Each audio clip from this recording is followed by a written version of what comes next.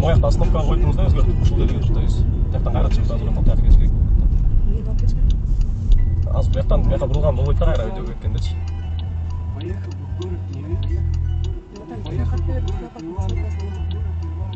Ушул жерге өзгөртүпсүз го мына остановка. Ал жактан мен кайра чыкканда бияка бурулуп албай калгам да, просто мен тияка попуть алгам да.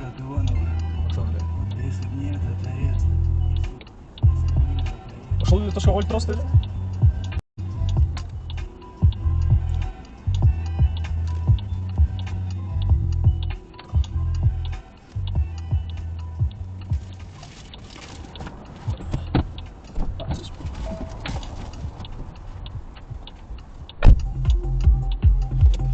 Мен эртең менен иштегенде только тактика менен иштейм, коэффициентке заказ алып. Бул заказды деле ошентип микрорайондон туңгучка коэффициенттен заказ алгам. Анан келатып эле жетейин дегенде ушинтип точканы остановка өзгөртүп салды, планды өлтүрдү.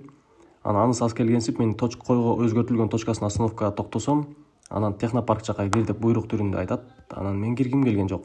Себеби ал жактан кайра чыкканда солко поворот болбойт. Мен только оңго бурулуп туруп, анан ылдый жактан разворот алып келишим керек болмок. Мен планымды деле өлтүрдү, анан плюс буйрук түрүндө кир деди. Ошондуктан ал жака киргим келген жок.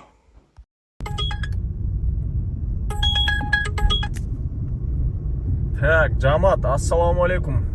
130 менен ошентип биринчи заказды алдым, чыгып баратып эле. Бирок как раз мен могу поворотко өтүп баратканда келди кашайып. Азыр разворот алып, анан барыш керек. Сразу эле жанагыны күйгүзүп койдум. Районду, 5 районду күйгүзүп, бычкадан өтүп, анан заказ алдым. Клиентке чейин 1,5 километр дейт. Күрөйүн менен деле кетип калабыз, разворот албай эле. Ушул жактан да в принципе болот деп көрсөтүп атат. Так, мына караганда бул жакта мына. Бара турган жери мо Карсылдама Самса дейт го. Арча Бешик жактарда экен да примерно. Садырбаева дейт. Кеттик анда биринчи заказды алып, ушинтип сменаны баштадык. Саат 10дон 31 өттү. Бүгүн аз иштейбиз, бирок саз иштейбиз.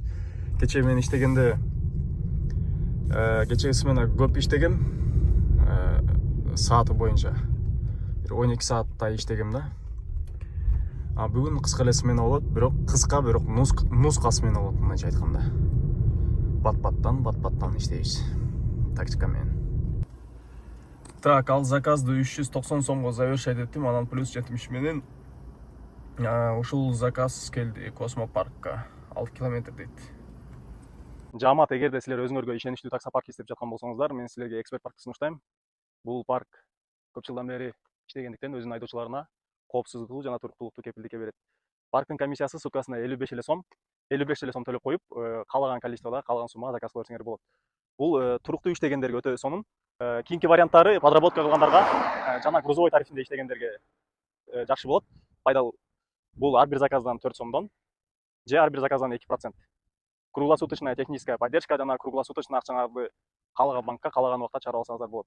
Анан силер регистрация кылып, фотоконтролдон ийгиликтүү өткөндөн кийин силерге балансыңарга 100 сом салып берет. Анан эксперт парктын дүйнө жүзү боюнча иштеген рефералдык программасы бар, досуңду чакыр деген. Досуңду чакырасың, досуң сенин атыңдан келген болсо, сага 1000 сом салып берет. Ошондуктан эксперт паркка кошулгула жана өзүңөрдүн кирешеңерди көтөргүлө. Байланышуу жолдорун экранга калтырып коем жана описаниеда дагы ссылкалар бар. Ал заказды 245ке завершать эттим, анан 3 точкасы менен бул заказ чыкты, бирок өтө деле маршрутка эмес экен, по пути, ошон үчүн алып койдум. Плюс 150 менен чыкты окшойт походу бул заказ. Если что, завершать эткенден кийин карап көрөбүз дагы. Коэффициент жакшы. Бирок өйдө жакка экен да. Бул заказ завершать эттик, 416 сом чыкты. 334 сомго ал заказды завершать этип коюп, жалдан. Эми кайра Ахунбаеваны көздөй түшүп баратам. Азыр Ахунбаева жакка политех жака айдайбыз. Анан плотныйраак коэффициент жака кирип, анан заказ алабыз, желательно. Так, кезектеги дагы бир заказды завершать эттик, ошентип анан азыр карайбыз, кайсынысы канча коэффициент менен келген. Ушул жактан билип койсоңор болот да кээбирки заказдардын коэффициентин. Бул 120 миң келген экен. Так, бул заказдан чыгабыз. Кийинкиге киребиз. Повышенный спрос 216 дейт. Бунда значит Яндекс Плюс бар экен. 240 миңби ушундай келген да. Ошол кефтен да калып кеткен жана повышенный спрос болгондочу. 240 ушундай примерно келген. Анан бул заказ. Бул заказ плюс 70 миң келген. Буларда да Яндекс Плюс бар экен. Көрдүңөрбү? Азыр четирек жака келип калдым. Чортекова, Ахунбаева жака. Азыр центрди көздөй айдайбыз, анан заказ алабыз. Линияга чыгып кое берем, если келсе келет, келбесе ошол центрга кирип эле анан алабыз. Если слабый коэффициент менен келсе, учурабыз самолет менен. Вступ в интернет возобновлен. Так, бир заказды учурдук самолет менен. 150 менен келди, бирок тети Анкара жака келди да, чет жака. Прям зонанын бүткөн жерине эми кийинки заказды күтөбүз. Бирок кефти кайра эле мурдагыдай кылып коюптур, жанагы өткөндө өзгөргөндөй болупчу. Жанагы менен бергип турат, платная подача менен. Жөн эле башты ортушат. Обычный эле коюп коюш керек болчу мунчу. Баягыда жазгам. Анан мен үчүн эле өзгөртүп койгон окшойт 1-2 күнгө. Анан кайра ошондой болуп калды менде деле. Так, дагы бир заказ завершать эттим. Прям ушул жерге келдим, линиянын бүткөн жерине. Жана да ушул заказ чыккан болчу, алыс экен деп самолет менен учургам. 5 мүнөттөн кийин интернетти күйгүзгөм, шашпай. Инстаграмга видео киргизип коюп. Анан кайра эле ошол заказ чыгат кой, ё-моё. Анан алып койдум, айла жок. А так, экинчи жолу эле учурсам болмок, в принципе. Же активности кетирип деле койсом болмок, бирок желание жок болду ага. Чото барып келе берейинчи деп чечтим. Так, бул жактан Бекболсунга жолугуп калдым. Бул жактан сүйлөшүп отуруп азыр кайра линияга чыктык. Бул заказ алып баратат азыр. Бул жактан светофордон өтүп баратканда артынан 2 жолу маргайт эткем. Маргайт этип, анан артынан токтодум остановкага. Токтоп, анан мен токтогонду деле көрдүгө, маргайт эткенди көрбөсө деле кача бүтүп мени күтүп эле турган го деп ойлогом. Анан машинадан чыгып барып терезесинин жанына туруп, терезесин ачып экен до конца. Ассаламу алейкум, брат десем, деп чочуп кетет. Чочтасың го деп. Көрсө көрбөптүр да, бул менчи телефон чукуп бараттыр эле.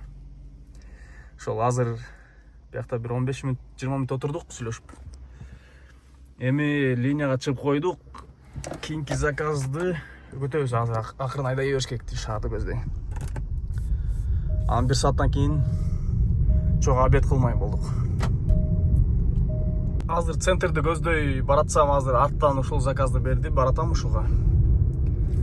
Центр жака заказ кен жакшы. Анан Бекболсун мага мону берди жана эле. Суугурап болгондо ушуну иштеп турду. Фенди как раз печкаң иштеп аткан моменттечи. Азыр бирок негизи буну иштете турганда эле погода эмес, күн жылып калды уже кыйла эле. 14 градус за бортон болот. Бирок баягы күндөрү жаан жаап калбады беле. Ошондо үшүп атканда кээдечи. Клиенттер деле үшүп аткан. Печкаңызды күйгүзүп коесузбу деп атканда печканы күйгүзмүш болуп калды эле. Температурасын көтөрүлмүш болуп коюп жүргөм. Бул жанагы лобойго коюп, тиягын прикурительге сайып коюп экенсиң. Анан фен сыяктуу болуп, акырындан жылуу воздух урап экен да. Азыр обеденный перерывга келдик. Анан мол фенди алып эле салайын деп атам багажга. Багажга эле коюп, если чо суук болуп кеткен болсо, жаан чачын жаап. Короче, ошондо чыгып салдым да. Так мондай турганда ызычуу болуп провод, анан булда дал дейп турганда болбой калат экен биякта. Так, жамаат саат 6 болду. Мен акыркы заказды жана завершать эттим. 15-20 мүнөт болуп калды. Ошондон ары эле по пути домой бастым.